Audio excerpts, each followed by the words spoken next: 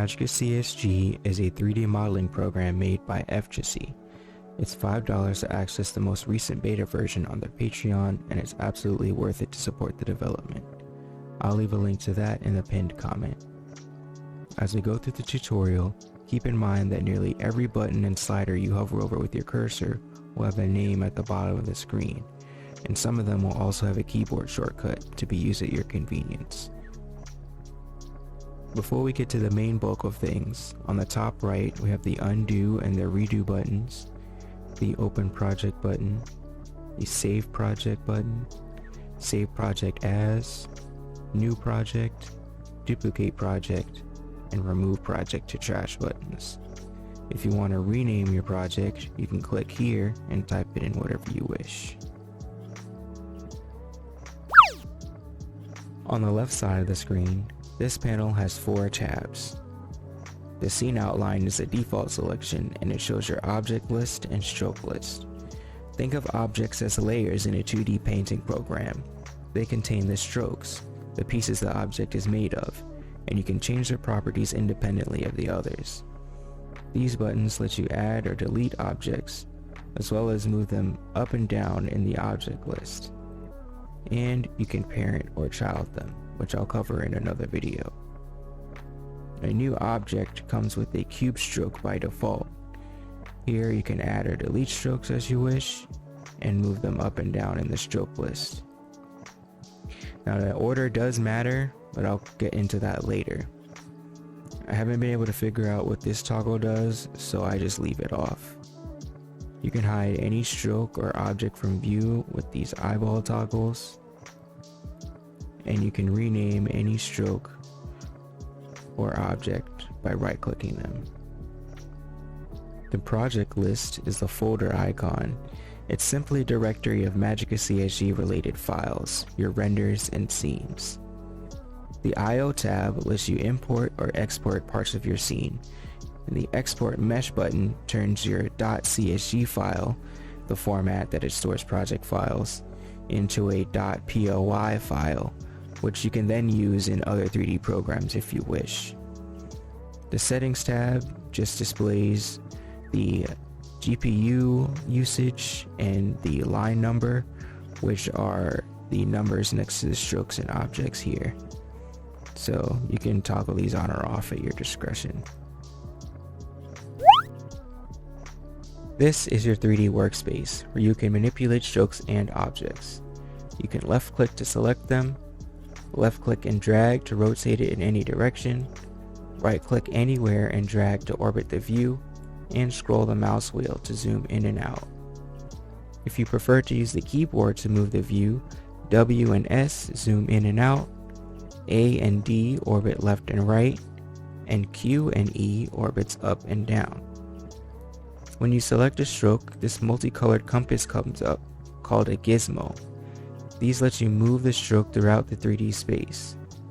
You can rotate it about whichever axis you choose with these quarter circles, and you can slide it along whichever plane with these squares.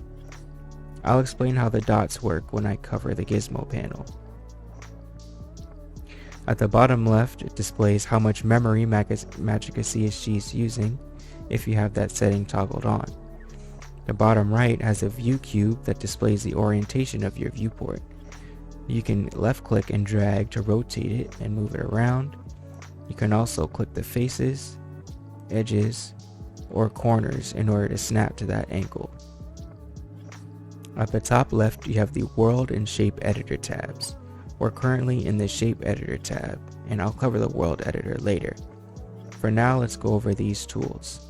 On by default is the Selection tool, used to select a stroke or deselect it when clicking on an empty space.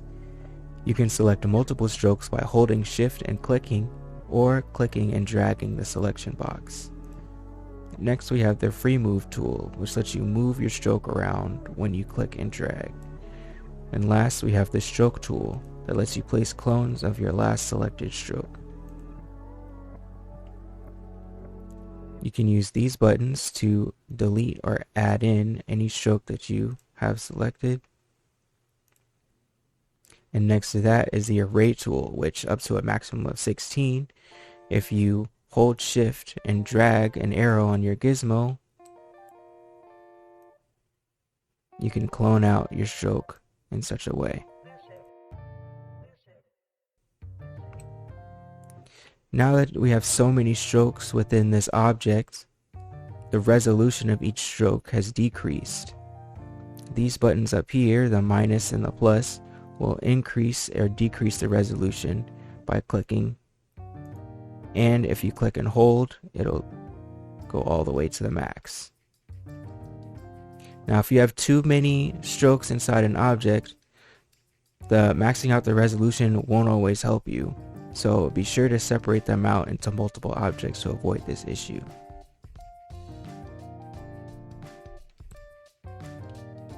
At the top right, you can choose your reference frame for the movement of a stroke. Local means it'll move according to its own set axis. As you can see, rotating it also rotates the guides. Global means it'll move according to the defined 3D grid of the workspace. As I change it around, the guides remain the same. Screen uses the screen's point of view as a reference frame.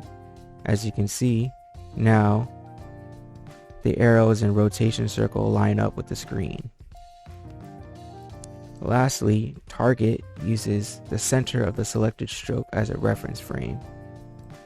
So the last stroke I selected was over here, and when I move it around, let's try that again. It orbits according to this position. You can also change which target is by clicking this button here.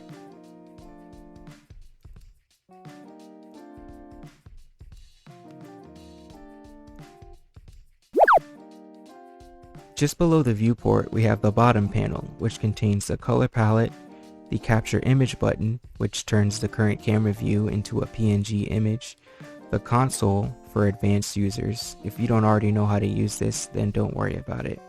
And the palette button, which changes the color of your selected stroke to the color you have selected in the color palette. Lastly, we have the camera and perspective tools. The orthogonal view is the idealized mathematical projection of your shapes. Perspective view makes it look as if you were in the space, and it follows the same rules as your vision. The free camera view allows you to fly around the space with your keyboard using WASD, Q, and E. W and S take you forward and back, A and D strafe left and right, and Q and E move you up and down. Next is the recenter camera button, which focuses the default view to your selected stroke,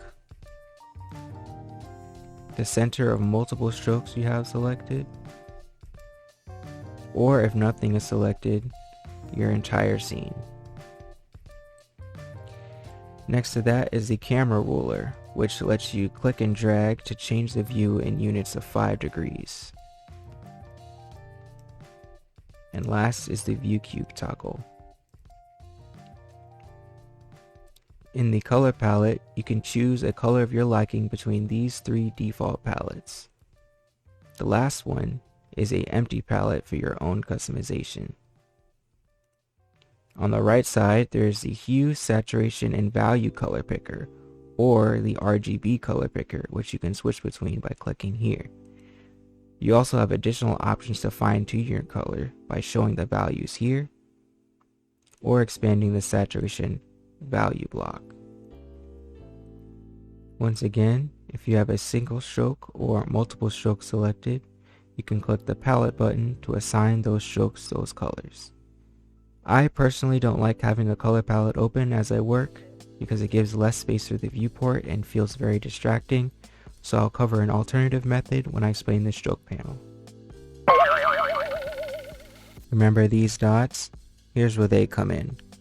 The Gizmo panel is where you adjust the dimensions of your stroke, and these 3 buttons change which axis you will manipulate. X being selected will only affect it in a single axis. When you click and drag while holding the control button, you can change just one side. XY being selected will change both of those axes, and X, Y, and Z will scale the entire thing up and down in size. You can manipulate the precise values of your stroke if you wish, as well as the position in the workspace. Below that are the selection tools. You can select all strokes, select everything except the strokes you currently have selected, or deselect. You can also copy, paste, and cut strokes. I'm not sure what this Ref D button does, so I just leave it alone.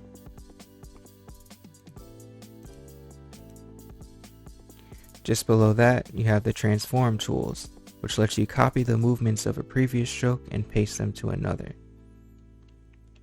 So if I select this one, copy it, and then select this one, pasting the translation moves it to a set location above the original. Pasting the rotation changes the rotation to be the same. And pasting a transform does both. Aligning to closest rotation simply aligns it to the closest 90-degree angle. And reset to identity rotation changes it to the initial rotation that it spawned in.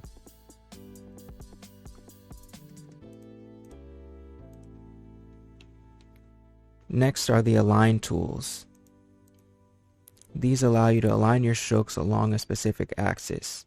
The top three are for when you have multiple strokes selected. You can align their centers on the x-axis with CX, align their centers to the y-axis with CY, or align their centers to the z-axis with CZ.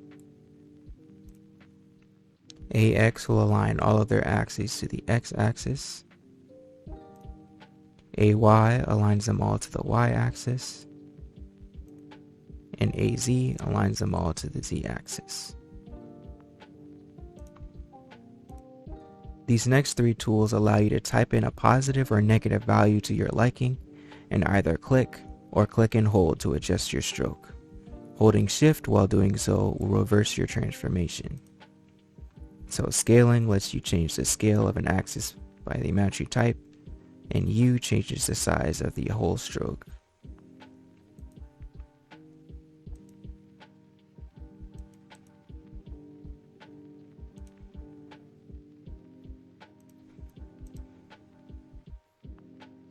Move lets you move the stroke a set amount of units per click.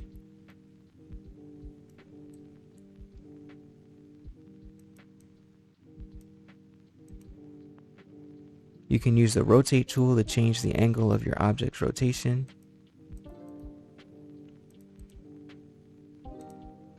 Flip swaps the axis.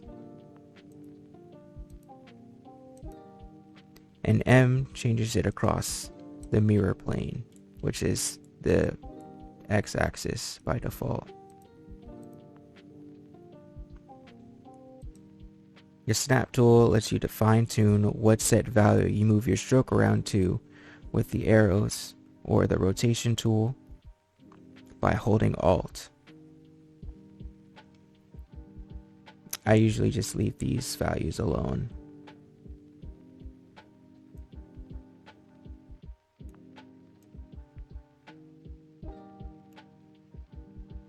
Quickly before we move on, you can scroll your mouse wheel up and down to navigate each panel, or click and drag these very thin scroll bars.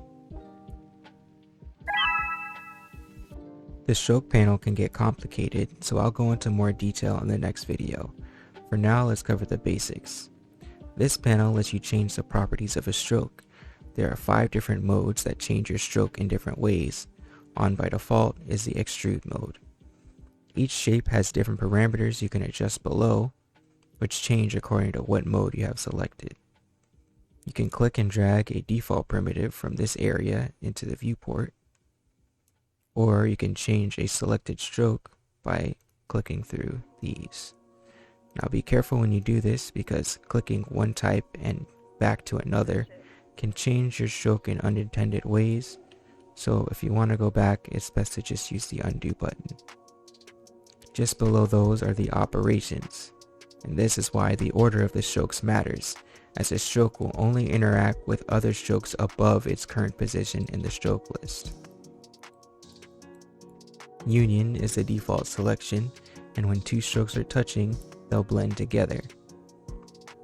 Subtract uses the stroke as an eraser to cut out that shape from the stroke is intersecting.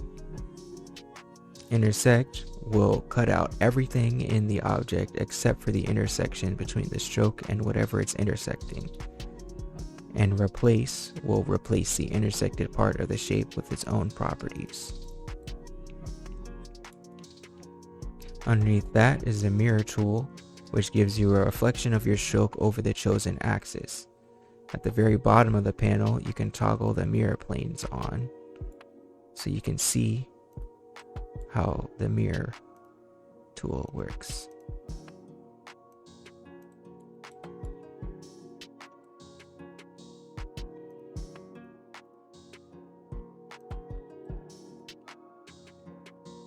Next is the halving tool, which cuts your stroke in half along the axis of your choosing. Having all three selected will cut it in half 3 times.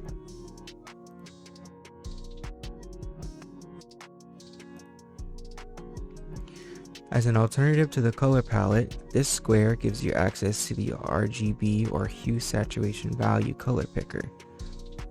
You can show your values here, keep it open when you click away, and show the saturation and value block. This allows you to select all strokes with the same color as the current stroke selected. And with the combination of these two, you can avoid using the color palette that shows up at the bottom of the screen and have much more space for your viewport. Down here, you can copy and paste whatever settings you have from one stroke to others, as well as reset it to have no modifications. At the very bottom, you can choose to hide or display other objects in the background, toggle the ground plane, wireframes, and the mirror plane. Before we move on to the matter panel, let's quickly explore the World Editor tab. You can move your objects around in the workspace and edit the position of all the strokes at once. In the World Editor, you can only scale objects up or down regardless of which gizmo setting you have. But all the other gizmo settings work as expected. Finally, we've got the Matter panel, which has 4 tabs: Material, Lighting, Camera, and Image settings. Adjustments to these can only be seen when changing to render mode on the top left. We've been in model mode since the beginning, so let's change over. It's important to know that everything in the Matter panel changes the properties of every stroke in an object. Make sure you name and organize your strokes and objects properly. Under General, you can toggle the visibility of an object in render mode only. Media lets you change the cloudiness of your object, the density of the particles on the inside, and phase changes the amount of light that can pass through. The only way to see this effect is to increase the transparency of the object. High density makes it very dense. High phase lets less light through. Low density gives you less particles on the inside, and low phase lets more light through. You can also change the color of the particles with this toggle here. Let's quickly set these back to 0. The rest of the settings are pretty intuitive. Transparency changes the opacity. IOR, the refractive index, determines how much light changes direction when entering the material, and also how reflective it is. Metallicity will make it metal. Roughness adjusts the surface texture. Emission turns everything into a light source and cancels out the other effects. And this is a color override you can choose that changes everything to this color when you toggle it. The lighting settings lets you change how bright the world lighting is, and the rotation of the current HDRI, which stands for High Dynamic Range Image, which is just a 360-degree image for lighting and background purposes. I'll leave a link in the pinned comment where you can get more of these for free. You can choose whether to use a background color, make it transparent, or use the skybox as a background, which also uses the HDRI. The camera settings lets you change the field of view when using a perspective view. Higher field of view gives you a more dynamic perspective, and low field of view, more orthogonal perspective.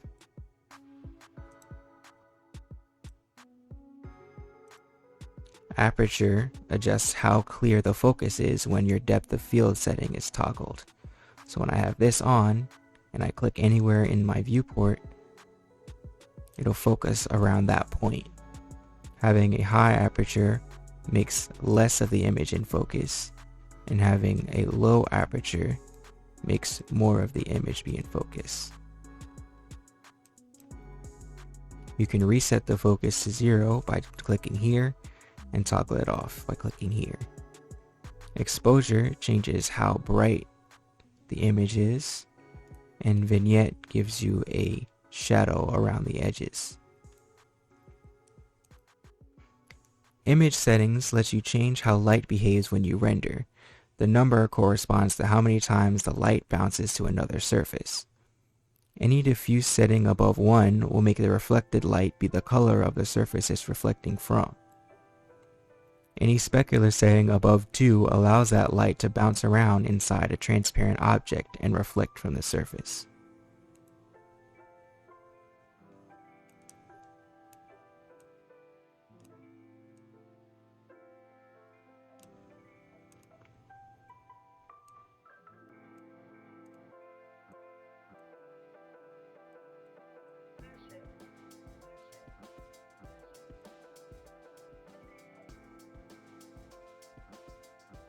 Scatter lets more light bounce around inside cloudy objects, and preview doesn't seem to change much when I adjust it, but I usually put all of these settings on max when I render anyway. The sample rate determines how clear the final render will be. The higher this is, the more information the final image has, but the longer it'll take to render. There used to be a loading bar at the bottom of the screen showing the rendering progress, but that hasn't been added back into this version. So when you have a high sample rate, just let it sit for a minute or two. I'm not sure what energy does, but I usually set this to around 100 and my renders come out good. Denoise uses the denoiser that comes with the program to remove any grainy particles you get when rendering, where you can then export your render. If you don't think you need the denoise tool, or you like the way the grain looks, remember you can capture image with the button next to the console. In my experience, the denoiser can mess up sometimes and make the final image look worse with pixelated artifacts, so that's when I use the capture image button. And that's the full overview of this version of MagicaCSG. Once again, you can get the most recent beta version on Eptracy's Patreon. The links to that and the free HDRIs are in the pinned comment. In the next video, we'll be fully covering the stroke panel. Thank you very much for watching.